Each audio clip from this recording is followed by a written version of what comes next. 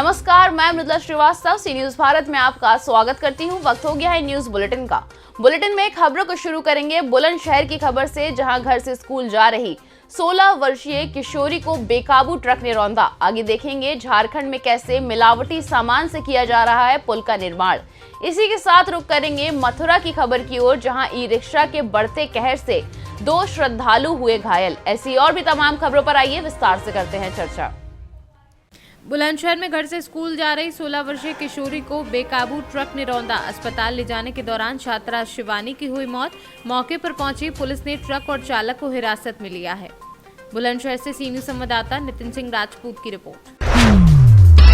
गिरिडीह जिले के देवरी प्रखंड के अंतर्गत बेलवा घाटी के डुमरी टोला में पुल का निर्माण किया जा रहा है। बढ़ती जा रही है अनियमितता, बालू में है मिट्टी का मिलावट, गिट्टी भी दिया जा रहा है लोकल। ग्रामीणों में नाराजगी है। ग्रामीणों ने कहा कि पुल का निर्माण तो किया जा रहा है, लेकिन मजबूती के लिए पानी नहीं दिया जा रहा है, जिससे ढलाई का मसाला अपने आप टूटता जा रहा है, जिससे आने वाले समय में जल्द ही टूट जाएगी। और इस मामले में जब जेई से बात की गई तो उन्होंने टाल मटोल कर कहा कि काम सही किया जा रहा है। अच्छा बोला जाए। बोर्ड पे सर, ये भेलवा घाटी जो डुमरी टेला वाला जो बन रहा है पुल, वो आप ही के नेतृत्व में है सर? हाँ, हम ही यही है। जी, तो सर कल हम लोग गए थे, ग्रामीण लोग का शिकायत था वहाँ सर कि हम लोग का पुल बन रहा है तो एकदम घटिया किस्म का बन रहा है। वहाँ पानी नहीं दिया, पुल में पानी नहीं दिया जा रहा है। नहीं, पानी तो दिया जा रहा है। कल ही तो हम SDO साहब साथे पानी उन्हीं दिया गया।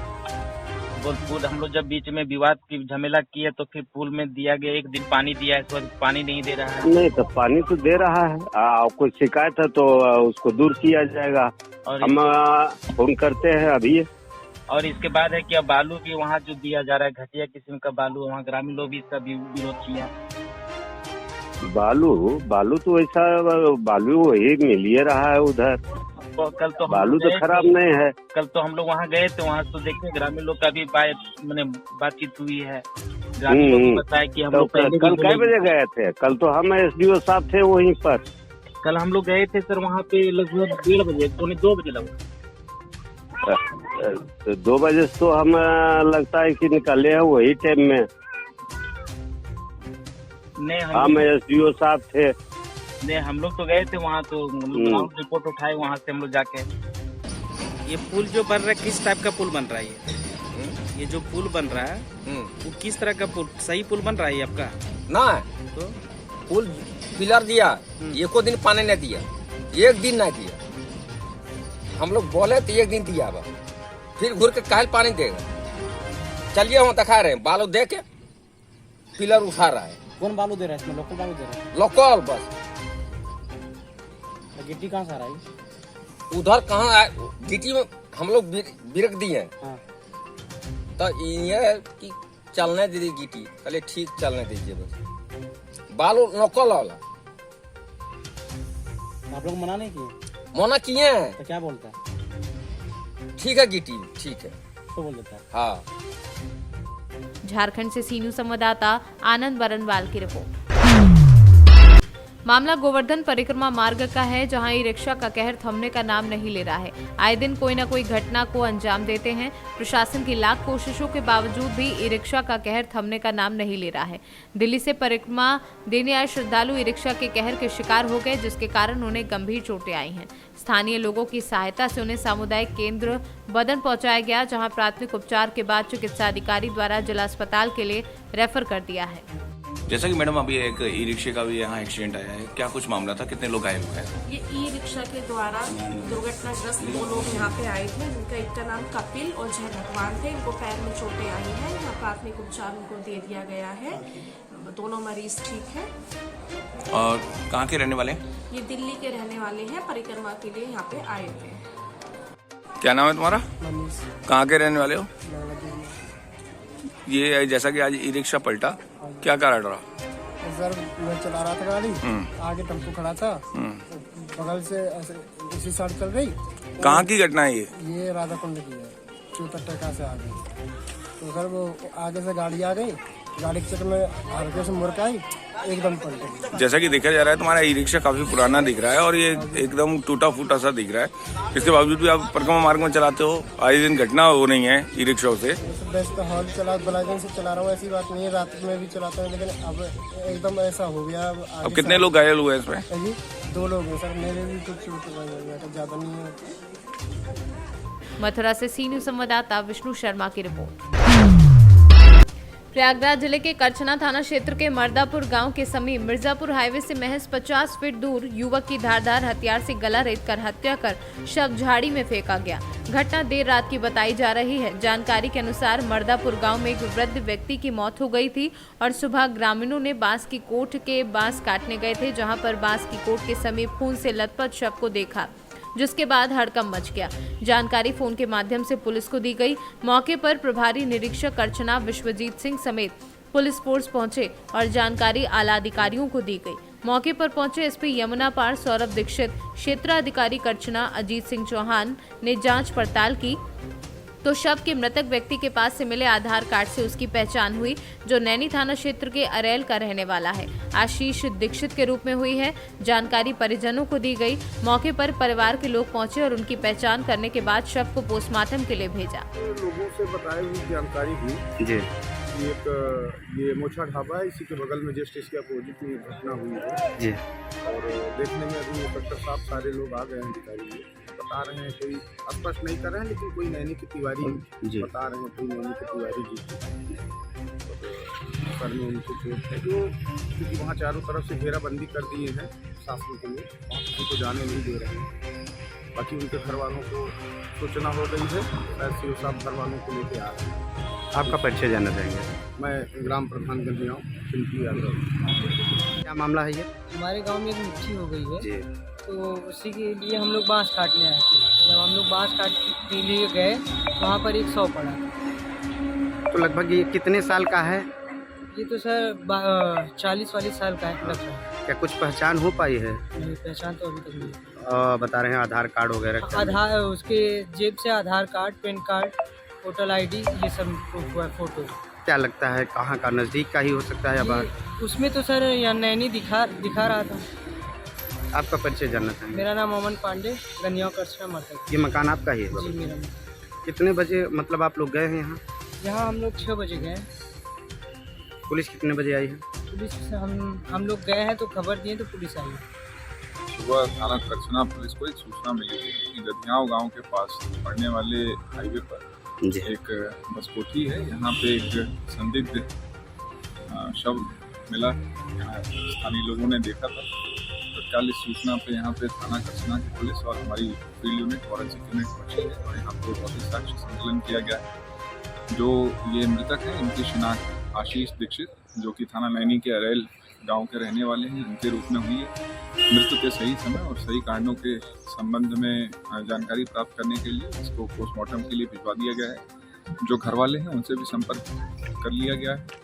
घर वालों से भी पूछताछ बातचीत की जा रही है और जो भी इसके परिस्थितिजनक साक्ष्य हैं उनको भी देखा जा रहा है। जैसे भी पोस्टमार्टम रिपोर्ट हमारी आ जाती है और जो घर वालों से अगर तहरीर प्राप्त होती है तो अग्रिम जो विधिक कार्रवाई है उसे पूर्ण कर लिया जाएगा। प्रयागराज से सी न्यूज संवाददाता मंगला प्रसाद पटेल की रिपोर्ट। सिलवानी तहसील के ग्राम सियरमऊ में आयोजित कार्यक्रम में स्वास्थ्य मंत्री डॉक्टर प्रभुराम चौधरी तथा सिलवानी विधायक श्री रामपाल सिंह के द्वारा 1 करोड़ 64 लाख रुपए की लागत से बनने वाले प्राथमिक स्वास्थ्य केंद्र भवन का शिलान्यास किया गया।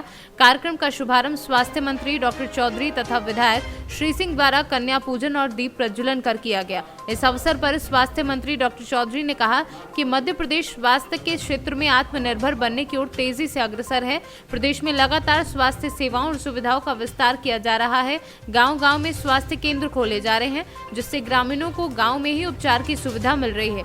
उन्होंने कहा कि गत वर्ष प्रदेश में लगभग 263 नवीन स्वास्थ्य सेवाएं खोली गई हैं। इसमें सियरमऊ को भी स्वीकृत किया गया है। रायसेन से सी न्यूज संवाददाता राजेश साहू की रिपोर्ट। फतेहाबाद रोड स्थित होटल में आयोजित न्यूरोला फिजिकल सोसाइटी ऑफ इंडिया के 70वें अधिवेशन में दूसरे दिन 108 से अधिक तकनीकी सत्र हुए। इस दौरान विशेषज्ञों ने ब्रेन की अलग अलग बीमारियों को लेकर आधुनिक इलाज के बारे में विस्तार से चर्चा की। वहीं दूसरी ओर इससे पूर्व जागरूकता गोष्ठी में अध्यक्ष डॉक्टर वीके सिंह और आयोजन अध्यक्ष डॉक्टर आरसी मिश्रा ने लोगों को ब्रेन स्ट्रोक के लक्षण, बचाव और उपचार की जानकारी दी। उन्होंने बताया कि देश दुनिया से आए न्यूरो विशेषज्ञों ने महत्वपूर्ण जानकारियां दी, एक दूसरे से ज्ञान साझा किया। आयोजन सचिव व वरिष्ठ neuro surgeon doctor Arvind Kumar Agrawal ने बताया कि सम्मेलन के दूसरे दिन भी मस्तिष्क से जुड़े गहन मुद्दों पर चर्चा हुई। डॉक्टर वीपी सिंह हूँ, मैं न्यूरोलॉजिकल सोसाइटी ऑफ इंडिया का प्रेसिडेंट हूँ। ये बहुत ही पुरानी संस्था है, 1951 में शुरू हुई थी और ये हमारी 70वीं मीटिंग है। हर साल हम एक बार मिलते हैं जब सारे न्यूरो सर्जन्स, न्यूरोलॉजिस्ट सब इकट्ठे होते हैं। हमारे फील्ड में जो नए नए एडवांसेस हुए होते हैं, जो नई नई जानकारी आई होती है, वो हम आपस में डिस्कस करते हैं सो डैट सब कुछ लेटेस्ट तरीके से हम अपने मरीज़ों का फ़ायदा कर सकें। हम अपना अनुभव बताते हैं, जो नई तकनीकें आई हैं उन पर ध्यान देते हैं, कोई नई चीज़ें डिस्कवर हुई हैं उस पर हम करते हैं। तो काफ़ी इसमें कोई 700-800 लोग आए हुए हैं जो हम मिलकर ये कर रहे हैं। आगरा से सी न्यूज़ संवाददाता अनुज उपाध्याय की रिपोर्ट। बदायूं के बिलसी कोतवाली में सीओ एसडीएम ने सुनी लोगों की समस्याएं। कोतवाली में हुआ थाना दिवस का आयोजन। सुबह से ही फरियादियों की उमड़ी भीड़। जमीनी विवाद के निस्तारण को एसडीएम सीओ ने टीम का गठन कर निस्तारण के निर्देश दिए। एसडीएम प्रवर्धन शर्मा एवं सीओ सुनील कुमार सिंह ने जन समस्याएं सुनी। पूरा मामला बिलसी कोतवाली के परिसर का बताया जा रहा है। बदायूं से सी न्यूज़ संवाददाता नईम अब्बासी की रिपोर्ट। विश्व मानवाधिकार दिवस के अवसर पर मदरसा शिक्षा परिषद के अध्यक्ष इफ्तिकार अहमद जावेद ने मदरसा चश्मे हयात का दौरा किया। बच्चों के शैक्षिक प्रदर्शन देखकर अध्यक्ष अभिभूत हो गए। अपने संक्षिप्त वक्तव्य में उन्होंने शिक्षकों से रूबरू होते हुए कहा कि जिस तरह कुरान में शिक्षा हासिल करने के लिए बार बार जोर दिया गया है, उसी तरह हमें मदरसा के बच्चों को भी शिक्षा के हर क्षेत्र में अग्रसर करके देश और दुनिया के लिए फायदेमंद बनाना है, ताकि हमारे बच्चे देश के प्रथम शिक्षा मंत्री मौलाना अबुल कलाम आजाद और missile man doctor APJ Abdul Kalam की तरह देश के विकास में अपना योगदान देकर देश को विकसित बनाएं और भारत देश का नाम दुनिया के हर कोने में रोशन करें। जौनपुर से सी न्यूज़ संवाददाता मोहम्मद जावेद की रिपोर्ट।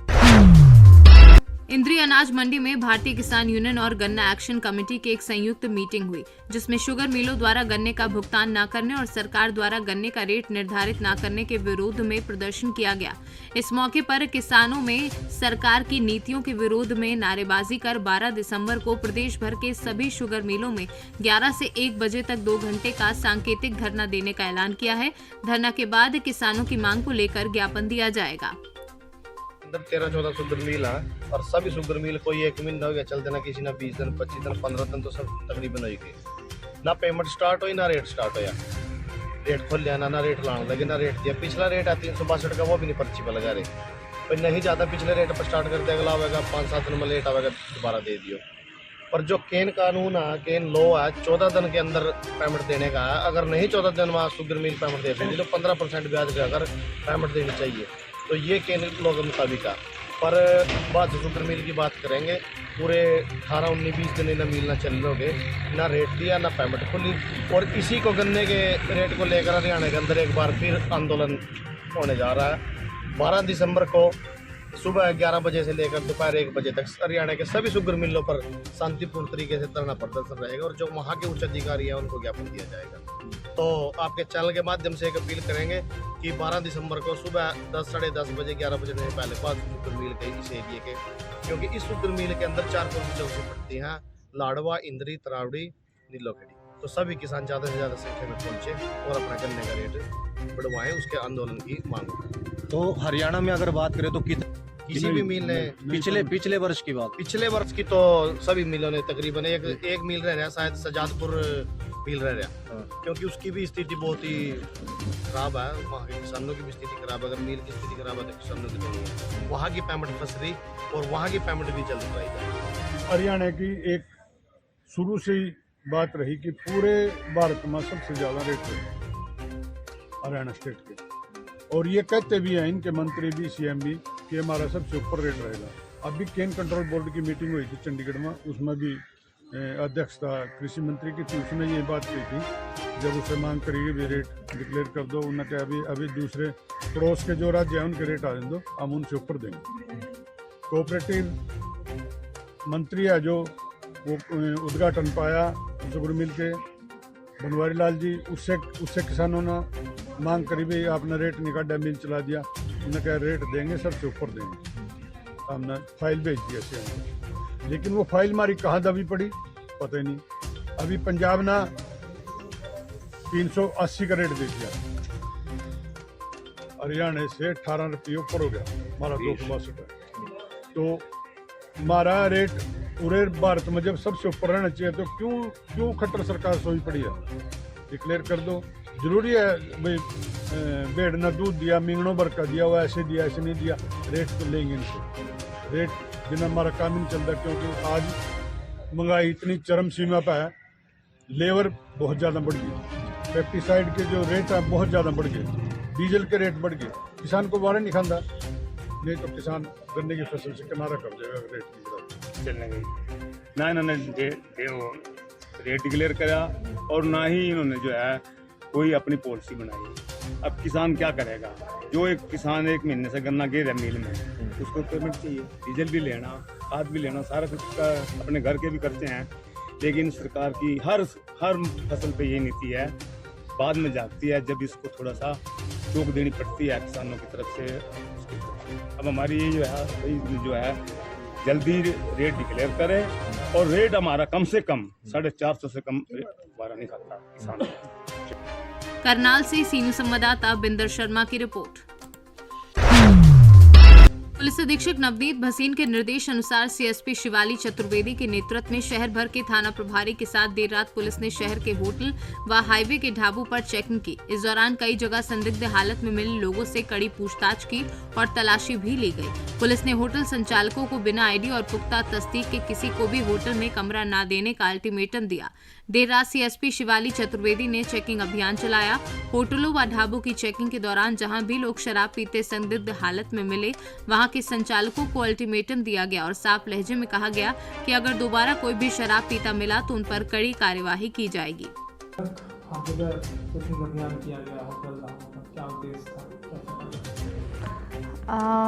कल माननीय केंद्रीय मंत्री महोदय एवं माननीय मुख्यमंत्री महोदय का रीवा भ्रमण कार्यक्रम के दौरान आज होटलों में और लॉज और ढाबों में चेकिंग की गई है और जो संदिग्ध हैं उनसे पूछताछ की गई है। वरिष्ठ अधिकारियों के मार्गदर्शन में ये सारी कार्रवाइयाँ की गई हैं ताकि शहर को सुरक्षित बनाया जा सके। और जगह जगह पर कई और पुलिस अधिकारी जो छात्र वो भी कार्रवाई किए हैं, कैसे कार्रवाई कहाँ कार्रवाई कैसे कार्रवाई?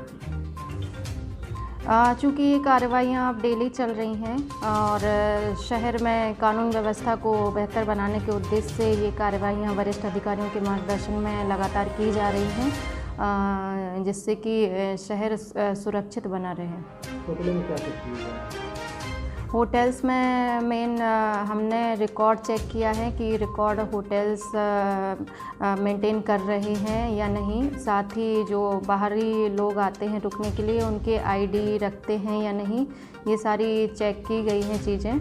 और साथ ही जिन रूम्स में हमें लगा कि संदिग्ध लोग रह सकते हैं तो उन रूम्स को भी जाके हमने चेक किया है। रीवा से सीनियर संवाददाता अर्जुन तिवारी की रिपोर्ट। फिलहाल के लिए इस न्यूज बुलेटिन में बस इतना ही। अगर आप अपने शहर या क्षेत्रीय खबरों पर निगाह बनाना चाहते हैं तो लॉग इन करें हमारी वेबसाइट www.cnewsbharat.com पर और जुड़े रहें दिन भर की खबरों के अपडेट्स के साथ। हर खबर आपके साथ, आपके हाथ।